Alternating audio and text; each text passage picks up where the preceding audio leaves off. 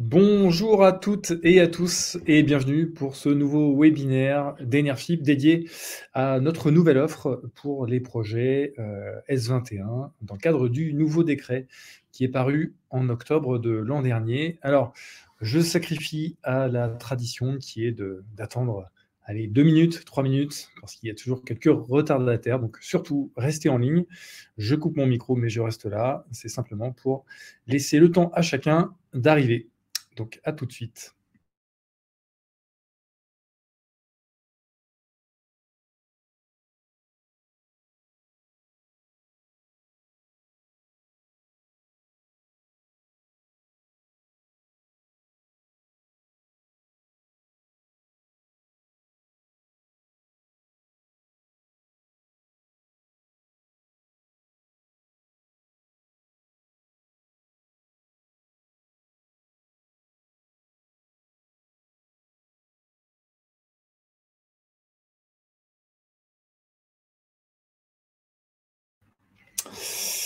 Allez, je pense que les derniers retardataires sont parmi nous. Donc, encore une fois, bienvenue à toutes et à tous.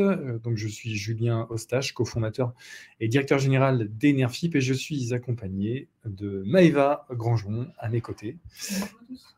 Maëva qui est chef de projet chez Enerfip et qui s'occupe plus particulièrement des analyses financières, entre autres, et des collectes, je dirais, un peu significatives que nous réalisons sur la plateforme. Alors, si vous êtes débutant, nouveau pour ce type de webinaire, sachez que l'outil que nous utilisons est assez pratique puisque vous pouvez poser en temps réel des questions via le petit onglet questions sur votre droite. Et vous avez la possibilité de visualiser les questions de chacun, chacune, et également de voter pour celles qui vous paraissent les plus pertinentes. Ça nous permet, dans le cadre du tri que nous allons opérer avec Maëva, de sélectionner celles qui sont les plus attendues et donc d'y répondre au fur et à mesure de cette présentation. Donc surtout, n'hésitez pas à le faire en cours de présentation. Ça rend les choses, je dirais, beaucoup plus interactives et intéressantes. Donc, ça nous permettra d'apporter encore un peu plus de dynamisme dans cet échange.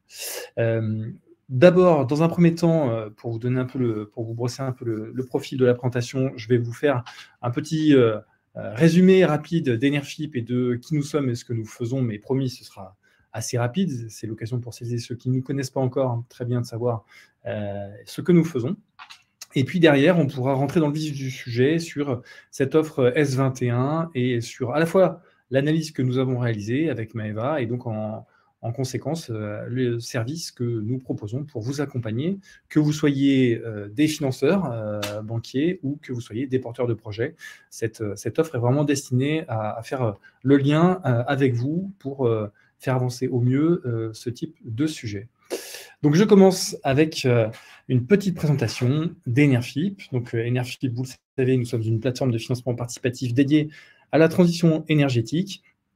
C'est vrai que notre objectif, c'est d'apporter cette transparence, ce circuit court appliqué à l'épargne, parce que nous sommes toutes et tous de plus en plus nombreux à vouloir savoir où va notre argent, à quoi et à qui il sert. Et c'est l'avantage du financement participatif, a fortiori sur les sujets que nous portons sur Enerfip. Eh bien, ça répond vraiment à cette attente qui est vraiment aujourd'hui une attente sociétale.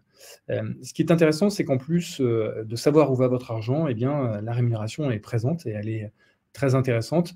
On est sur une moyenne de rémunération de 5,15% depuis le lancement effectif de notre activité en 2015.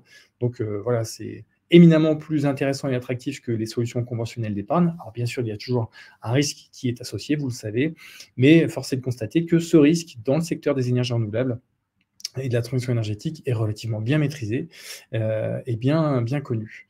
Et donc, après, évidemment, tout ce qui est lié avec la décarbonation, et on sait aujourd'hui à quel point ce sujet est éminemment important, eh bien, c'est complètement dans la ligne de mire des sujets que nous portons sur Enerfip.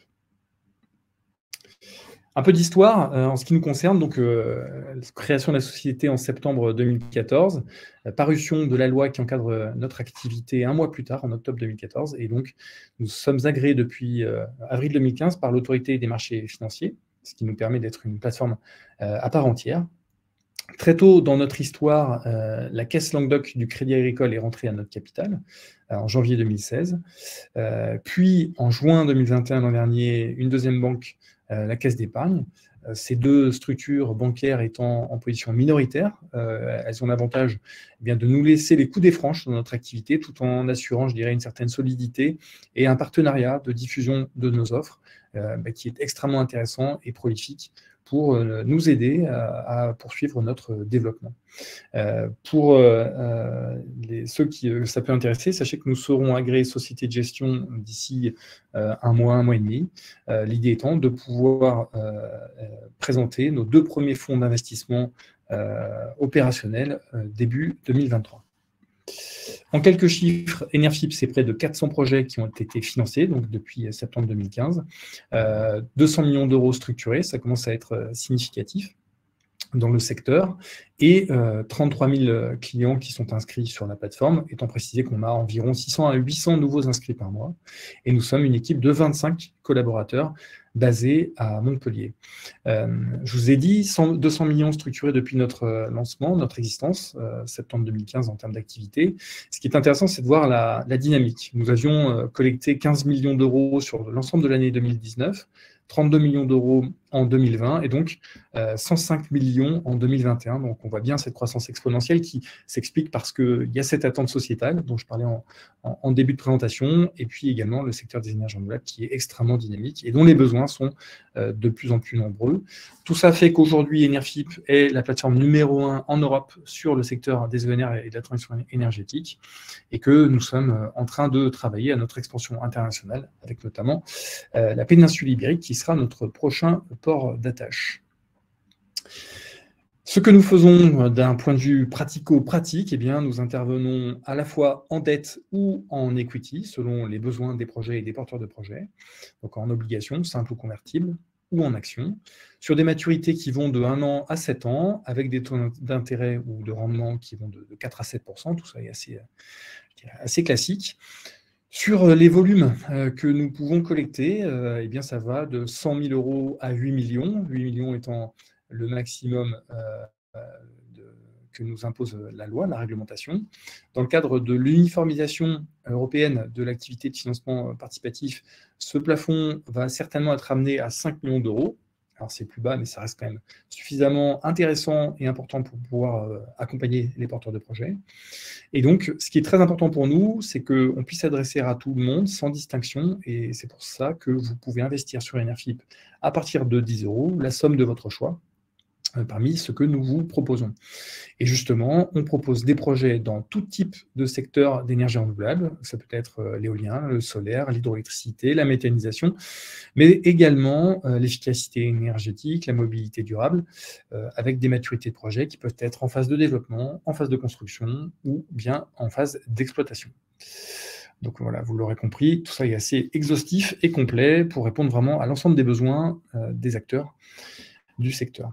Et si on fait un petit zoom maintenant sur les 4 piliers de nos interventions, de notre offre de services, alors il y a bien sûr le financement à proprement parler, que ce soit en quasi-fonds propres ou bien en haut de bilan, parce que les besoins sont très importants dans le secteur et très divers.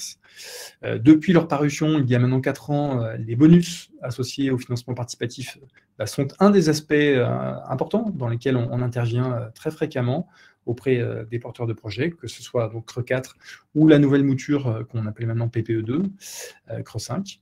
Et tout ça, il faut bien le comprendre, s'appuie nécessairement à plus ou moins grande échelle sur un travail de communication et des services de communication que nous proposons, notamment pour ce qui est de l'acceptabilité locale, l'intégration territoriale des projets, où nous avons toute une déclinaison d'offres de services en allant, bien sûr, en passant par les réunions publiques, les permanences d'information, la distribution de courriers d'information dans les boîtes aux lettres, etc., etc. Donc tout ça est parfaitement intégré. C'est pour ça que nous avons une équipe de communication qui est assez pléthorique avec 6 personnes qui travaillent à temps plein sur cet aspect-là des choses. Pour terminer, c'est une liste non exhaustive des partenaires avec qui nous travaillons et qui nous font confiance. Alors, si parmi vous, vous ne voyez pas votre logo alors que vous faites partie de nos clients toutes nos excuses. C'est simplement il faut faire des choix et c'est tout à fait aléatoire ce que vous avez sous les yeux. Donc, on fera attention de faire tourner les logos histoire que tout le monde ne soit pas mis de côté. J'arrive à la fin de cette présentation propre à Enerfip, Prodomo. On va pouvoir rentrer dans le vif du sujet de cette offre S21 et je passe la parole à Maïva pour entamer cette question. Merci Julien. Alors effectivement, on va passer dans un premier temps sur le constat qui nous a amené à développer une offre spécifique et qu'on appelle l'offre S21. En fait, depuis, comme vous le savez certainement, depuis mi-2020 déjà, la mise en place d'un décret pour étendre le tarif du guichet ouvert aux centrales photovoltaïques en toiture d'une puissance allant jusqu'à 500 kW crête était évoquée.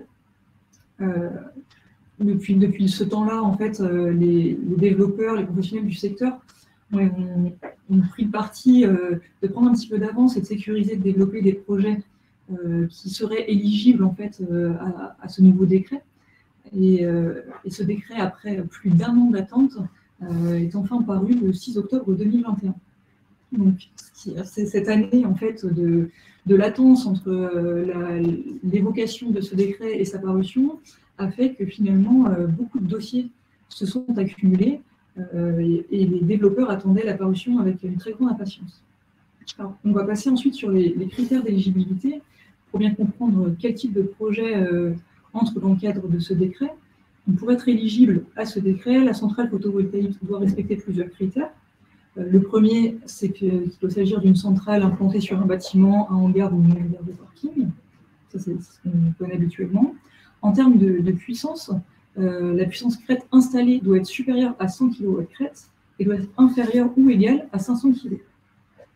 Les projets doivent être situés en métropole continentale. Ils ne doivent jamais avoir fait l'objet, ne doivent jamais avoir produit dans le cadre d'un contrat commercial. Et puis, en parallèle de tout ça, ce qui est proposé, en fait, c'est un tarif d'achat de 9,8 centimes par kilowattheure, qui est valable jusqu'à un produit type de 1100 kWh par kilowattheure crête. Au-delà de ce seuil, on passe à 4 centimes. Pour que tout ça soit là, bien entendu, il faut que la demande complète de raccordement ait été déposée postérieurement au 9 octobre 2021 et donc à la parution du décret. Comme prévu et comme beaucoup de personnes du secteur s'y attendaient, un nombre énorme de demandes a été déposé auprès d'Enedis. Alors, ce qui est bien, c'est qu'Enedis publie des données chiffrées qui permettent de corroborer en fait ce à quoi tout le monde s'attendait finalement. Donc, de manière assez générale, on pourra constater que l'explosion elle a eu lieu autant au niveau du nombre de demandes déposées que des puissances cumulées déposées. On voit ici sur le petit graphique qui vous est présenté, donc sur les projets, qui vont jusqu'à 100 kW crête, les puissances cumulées ont effectué un grand pic, un grand pic à partir de la publication, donc sur le dernier trimestre de 2021, quasiment au lendemain de la publication du décret, avec un doublement des volumes. Idem, là on a un graphique qui nous présente cette fois les projets actifs entre 100 kW crête et 250 kW crête sur le nombre cumulé des demandes de raccordement. Donc là vous voyez, on observe le même pic. De manière globale, en fait, Enedis a communiqué sur une demande cumulée de 650 MW crête dans les premières semaines qui ont suivi ce décret.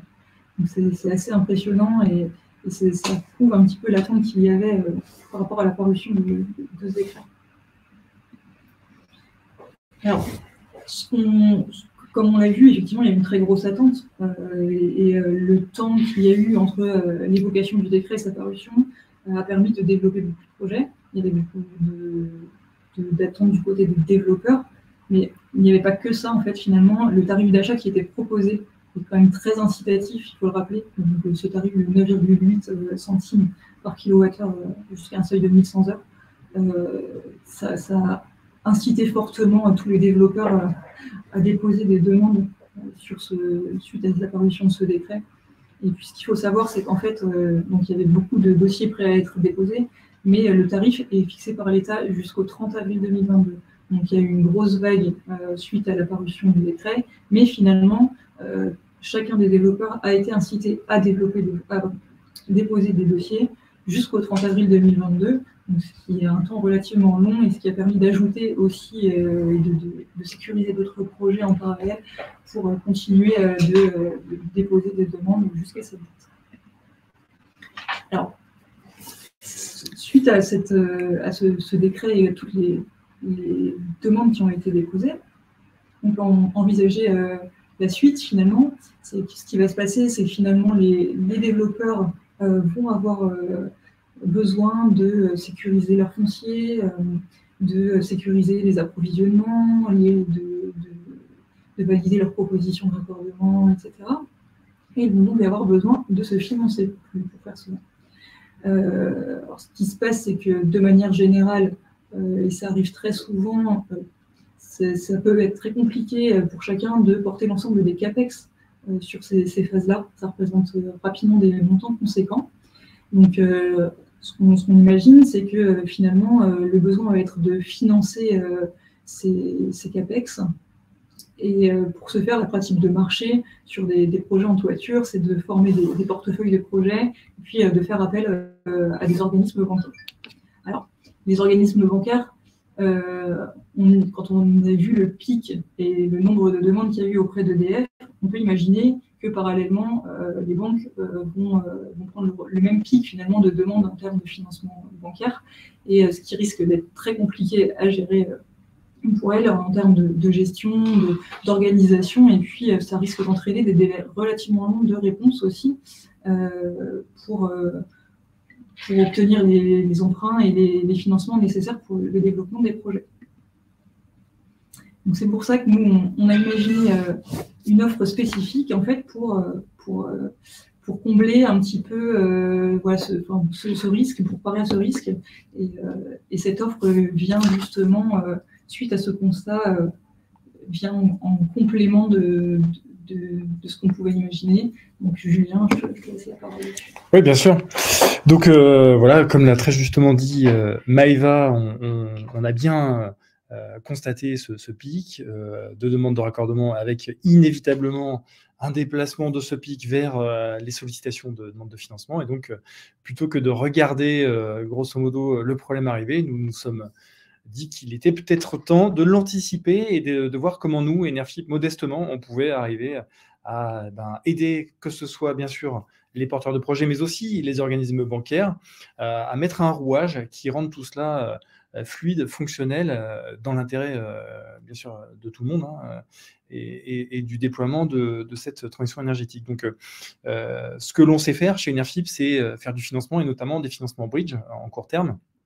Donc, c'est le premier volet de cette solution, c'est de venir apporter jusqu'à 100% du CAPEX sur des prêts en obligation court terme, hein, 18 à 24 mois, pour que tout de suite, le porteur de projet puisse avoir les moyens d'acheter son matériel, de construire et de mettre en service son portefeuille d'actifs. Ça, c'est le premier aspect. L'autre aspect, c'est de se dire, très bien, une fois qu'on a fait ça, il faut aussi faciliter l'analyse de ces portefeuilles pour les organismes bancaires, parce que quand on a 20, 30, 40 centrales dans un portefeuille, il faut pouvoir les auditer, ça prend beaucoup de temps. Et donc, nous nous sommes dit, tant qu'à intervenir en amont sur cette notion de financement, eh bien, renseignons-nous sur quelles sont les attentes de scope qui émanent des organismes bancaires, de sorte que nous les fassions réaliser nous-mêmes, en interne, en amont, pardon, et en plus que nous le fassions avec des professionnels qui sont reconnus et qui ont toute confiance de la part des organismes bancaires. Donc, c'est ce que nous avons fait, et je peux notamment citer Unifergie, la Caisse Languedoc du Crédit Agricole et d'autres banques qui nous ont fait état de leurs attentes en termes de scope. Et donc, nous les avons intégrés, et voilà, nous avons notamment sollicité 3 auditeurs, dont je parlerai juste après, qui vont donc assurer, en même temps que nous réalisons ce financement en amont, ce bridge, vont assurer ces audits, de sorte que vos projets soient financés, bien sûr, mais en plus accompagnés d'un dossier complet, exhaustif, d'audit mené par ces organismes externes. L'intérêt, c'est qu'une fois qu'on a réalisé ces 2 étapes, nous, Enerfip, eh bien, lorsque vous allez présenter votre dossier de demande de financement aux organismes bancaires que vous aurez sélectionnés, il y aura non seulement la qualité du fait que ce soit dérisqué du point de vue construction, mais en plus, voilà, ces audits qui auront été menés à bien et qui donneront une lecture complète et je dirais conforme aux standards et aux attentes des organismes bancaires. Donc ça, c'est vraiment la façon dont on a abordé les choses. Donc après, sur comment on le met en place, comment se fait notre intervention. Alors d'abord, bien sûr, on va nous-mêmes mener une diligence d'audit auprès de votre portefeuille. On va constituer une data room. Et j'insiste sur ce point, c'est souvent un sujet qui peut être un peu à caution et sur lequel on a vraiment, vraiment besoin que l'ensemble des parties prenantes jouent le jeu. D'ailleurs, je crois qu'on a mis un petit récap sur ce point en fin de présentation, histoire d'être un peu lourd, mais pour que voilà, le message passe bien. Et donc, cette idée, c'est qu'une fois que cette data room est constituée, eh bien, nous allons mandater, Enerfip, les 3 cabinets d'audit qui vont réaliser leur analyse, pour l'un sur l'aspect technique, pour l'autre sur l'aspect légal administratif et pour le troisième sur l'aspect assurantiel. Donc voilà, quelque chose d'assez basique, vous me direz, mais en tout cas qui répond aux attentes des banques. Et donc, une fois que la collecte que nous allons lancer est réalisée, nous versons les fonds au sponsor pour que celui-ci puisse construire et mettre en service ses actifs. Ce qu'il faut bien comprendre, c'est que pour que ça fonctionne, cette offre, il faut un minimum d'actifs à financer. En l'occurrence, c'est une quinzaine. Et nous pouvons financer, comme je le disais, jusqu'à 100% du CAPEX dans la limite des millions d'euros dont je parlais tout à l'heure en introduction de cette présentation. Et après, on est sur du très classique en termes de typologie de financement, puisque ce seront des obligations simples qui seront proposées avec un taux d'intérêt de 6% par an et sur une maturité de 24 mois, étant précisé que vous n'aurez pas d'indemnité de remboursement anticipé, ou IRA, c'est souvent un gros mot qui fait mal aux oreilles, mais en tout cas, pas d'IRA à compter du 6e mois révolu, l'idée étant d'être extrêmement facilitateur pour vous permettre de mettre en place le plus vite possible, dès que vous le pouvez, en fait, votre financement bancaire long terme. En termes de sûreté, là aussi, que du très classique, du très conventionnel. En fait, on va nantir les titres de l'émetteur jusqu'au remboursement de la ligne obligataire. Sur donc l'étape qui consiste à faire intervenir les 3 auditeurs, vous les connaissez pour l'immense majorité. Donc, sur l'aspect technique, c'est le cabinet Evrose qui a été retenu. Sur l'aspect juridique, légal, c'est Énergie Légale. Et sur l'aspect assurantiel, c'est Covergreen. Donc, j'en profite d'ailleurs pour remercier ces 3 partenaires qui ont vraiment beaucoup œuvré et qui ont travaillé à nos côtés pour construire cette offre. En réponse en fait aux attentes et aux retours qu'on a pu avoir des différents organismes bancaires. Alors, vous avez sur la suite de cette présentation, évidemment, je ne vais pas vous faire la litanie, mais vous avez la liste en fait des sujets qui sont audités, des points qui sont audités par chacun de ces 3 cabinets d'audit externes. Cette présentation a vocation à être aussi diffusée en tant que telle, sans support oral. C'est pour ça qu'elle est assez exhaustive d'un point de vue rédactionnel. Donc, n'y voyez pas l'envie de remplir le vide, mais simplement d'être complet, même si nous ne sommes pas là avec Maëva pour vous présenter les choses. Donc, vous recevrez en suivant cette présentation, donc vous pourrez regarder un peu la liste en question. En tout cas, on est vraiment sur du standard tel que l'attendent les organismes bancaires. Et l'idée, c'est vraiment de faire gagner un temps précieux à tout le monde, pour que cette fluidité qui peut manquer et qui peut être sujette à caution parfois sur la notion de financement soit complètement présente pour cette typologie de projet à financer. Ce qui est très important et que je vous invite à noter, c'est que le rapport d'audit que nous allons donc nous mandater Enerfip pour le compte du portefeuille cible est contractuellement transmissible aux organismes bancaires qui prendront le relais. Donc ça, c'est un point qui était important pour qu'il y ait là aussi quand même une certaine logique et une certaine continuité entre ce travail préparatoire en amont et celui qui arrivera au moment du financement bancaire, étant précisé que des mises à jour peuvent être bien sûr demandées par les organismes bancaires.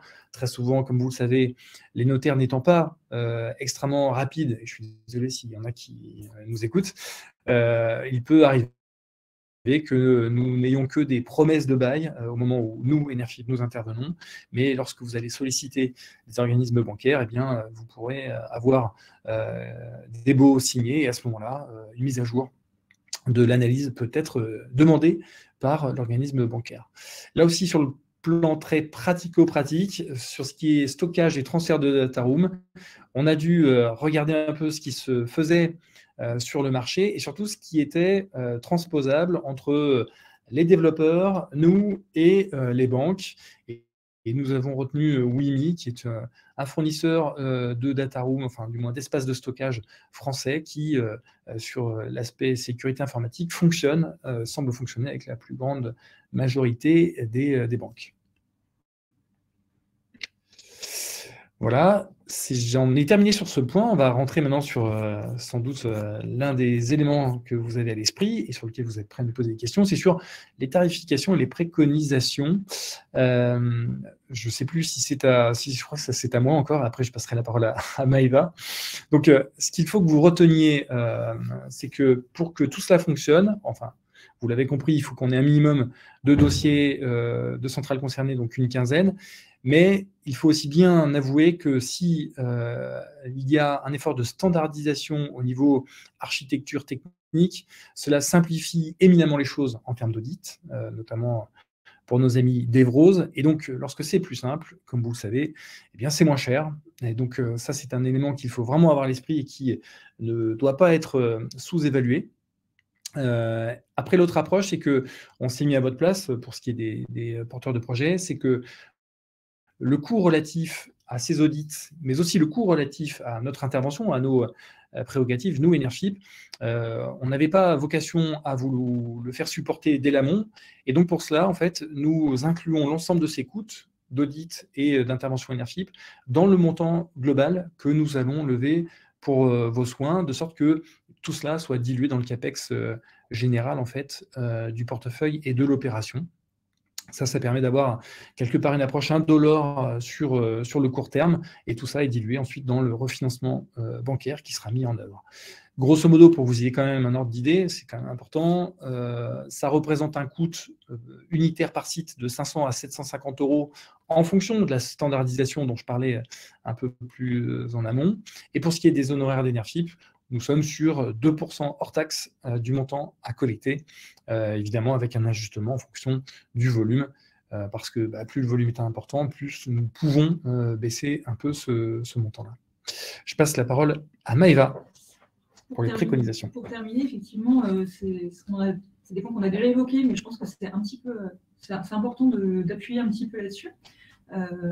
Donc, comme Julien vous l'a dit tout à l'heure, ce qui est important, que ce soit pour vous, pour nous, pour les auditeurs, c'est d'avoir des data rooms très complètes dès la mise en place finalement de tout le process.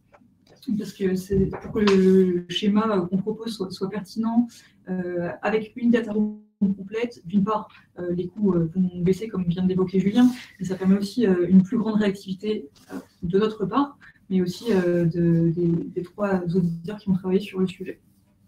L'autre point important, c'est la standardisation des projets.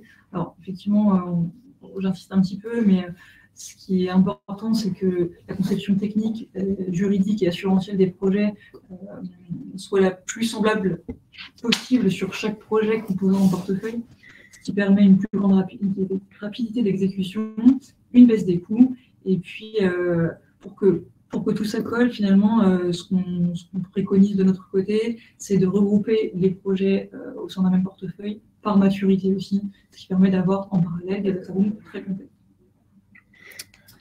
Et alors, on a un dernier point d'attention sur le sujet, sur l'offre globale, c'est qu'une fois qu'on a développé tout ce process, que la construction a été financée par le biais de l'offre qu'on vient de vous présenter, la mise en place du financement bancaire et les conditions qui seront proposées en parallèle n'est pas garantie, bien entendu.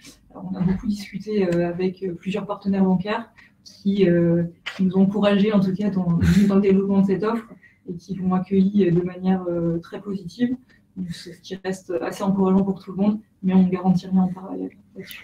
Tout à fait. Et pour conclure, donc cette offre, hein, vous l'aurez compris, elle est aussi bien destinée bien à vous, les porteurs de projets, mais également à vous, organismes bancaires.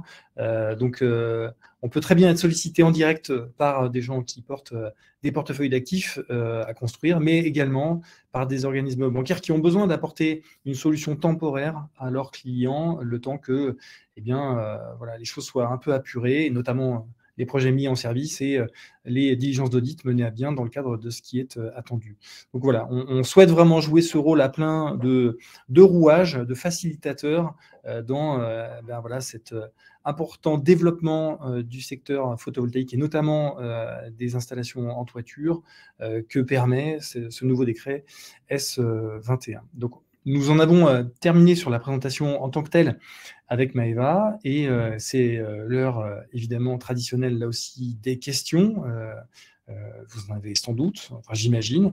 Je précise, le temps que la première question arrive, potentiellement que vous avez toute latitude pour nous envoyer vos questions a posteriori de ce webinaire par mail à l'adresse projet au pluriel @enerfip.fr, donc n'hésitez surtout pas.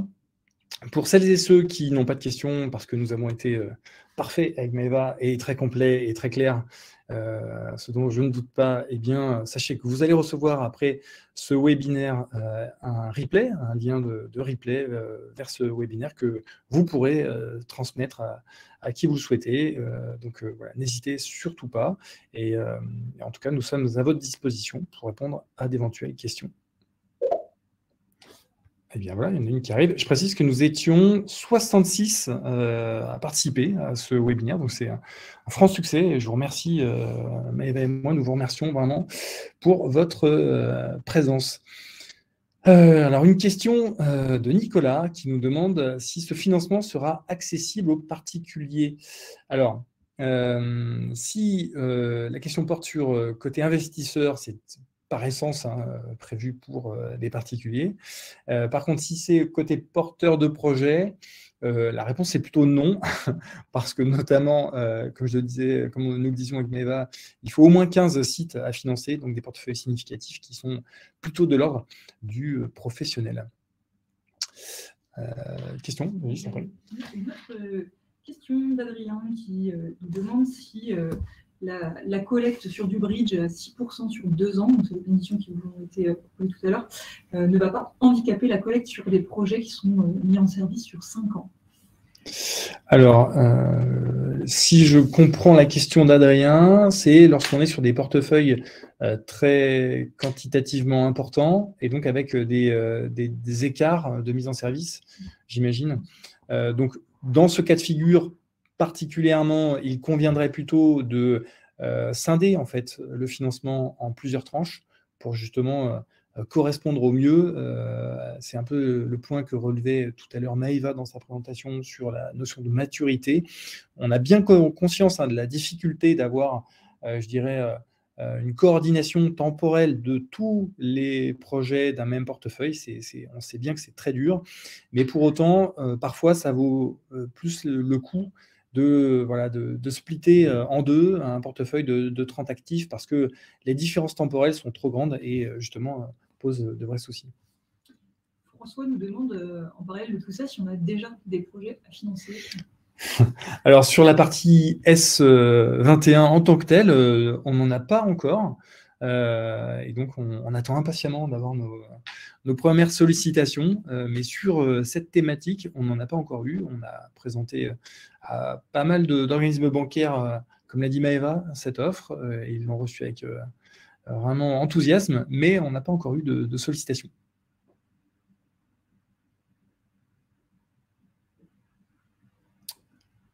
Est-ce qu'il reste des questions?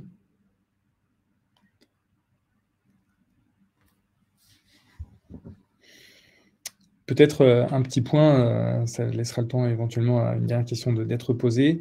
Ah si.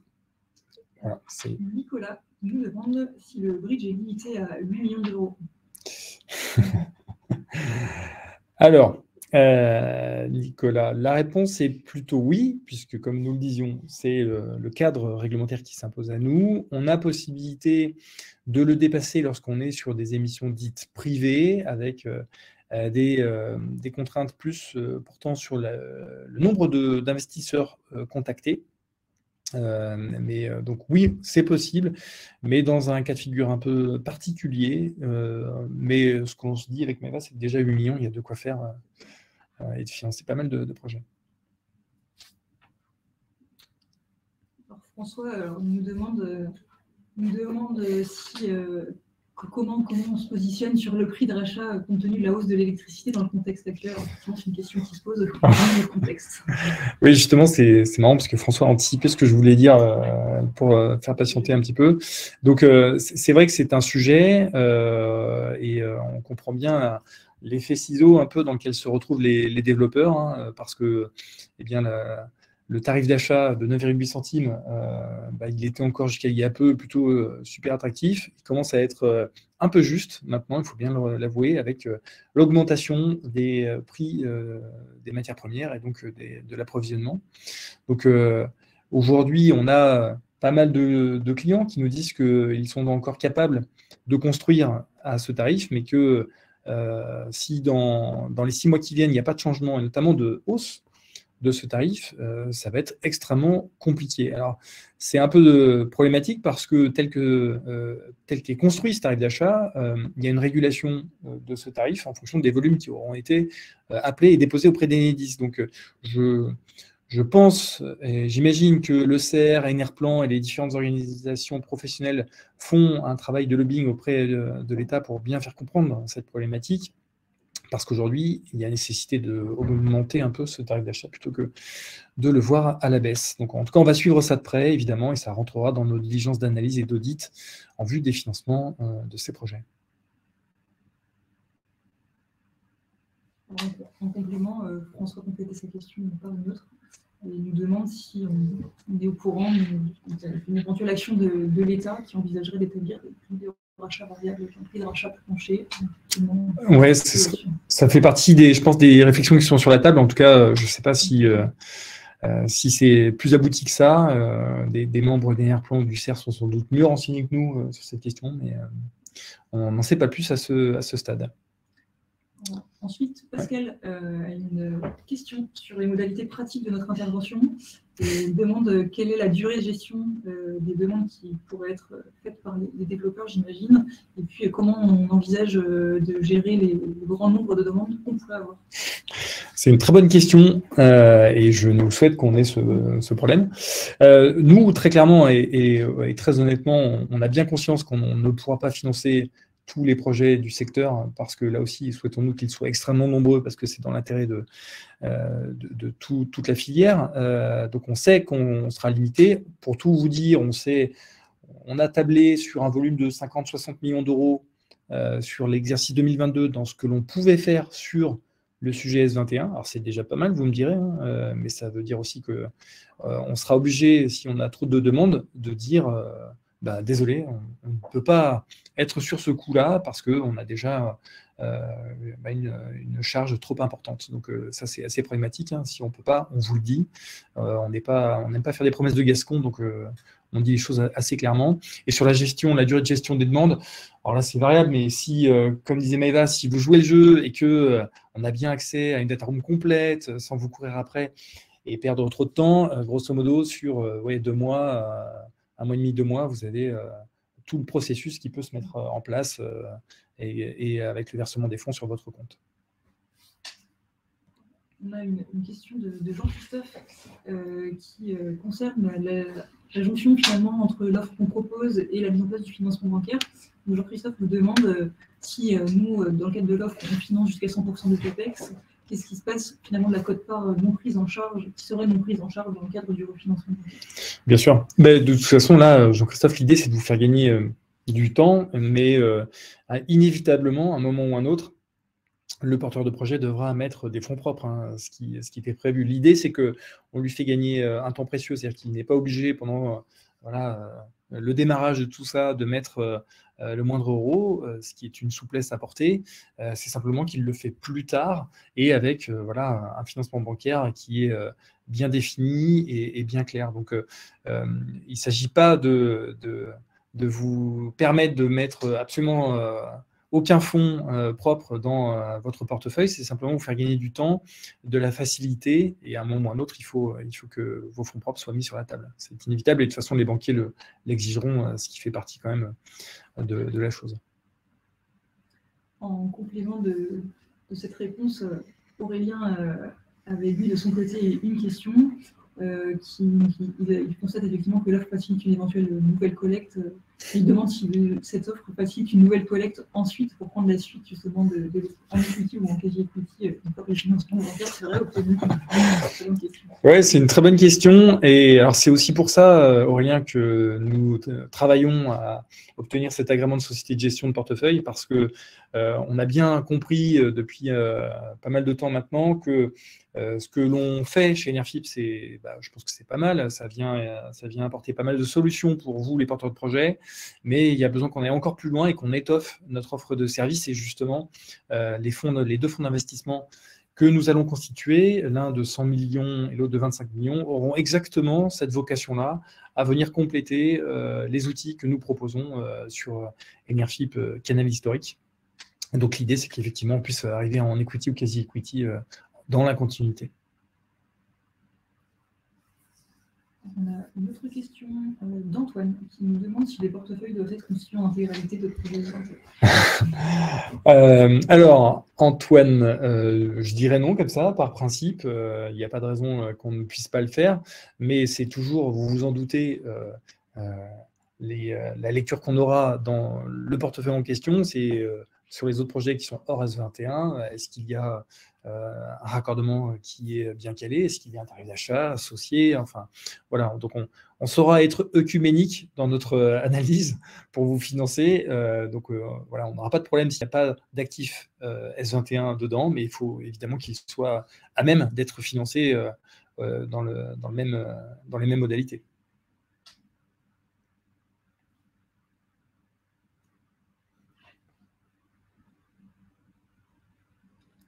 François a une nouvelle question. Il nous demande si les deux fonds dont tu parlais, Julien, qu'on envisage de créer, seront limités au préfinancement et ou au financement de projets sur le long terme.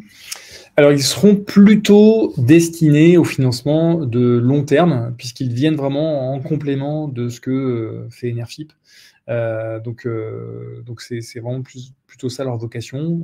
Enerfip ayant plutôt des sujets de court terme, hein, comme je le disais en présentation, on est plutôt sur des maturités assez courtes de 1 an à 5 ans, et donc nécessité de compléter cette offre de service avec des capacités d'investissement un peu plus long terme. Donc voilà, je pense que ça répond à la question.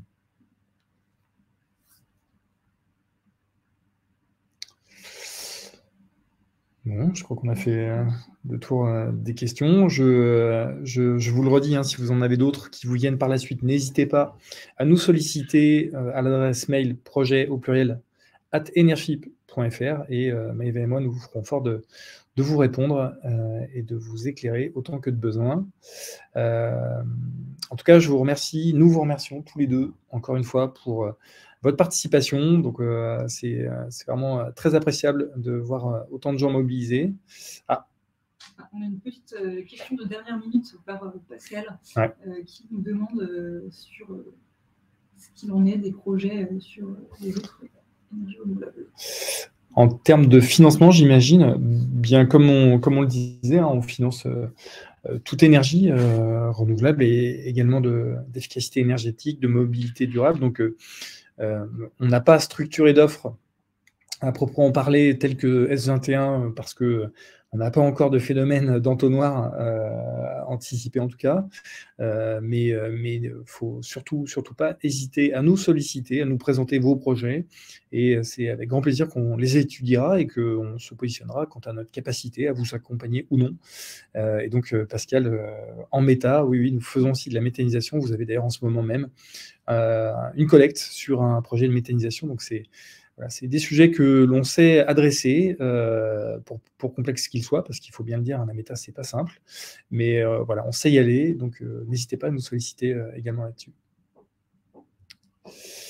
Voilà. Donc en tout cas, merci encore à toutes et à tous pour votre participation. À très bientôt sur Enerfip pour d'autres webinaires. Et Maëva et moi, nous vous souhaitons une excellente fin de journée et une bonne Saint-Patrick surtout.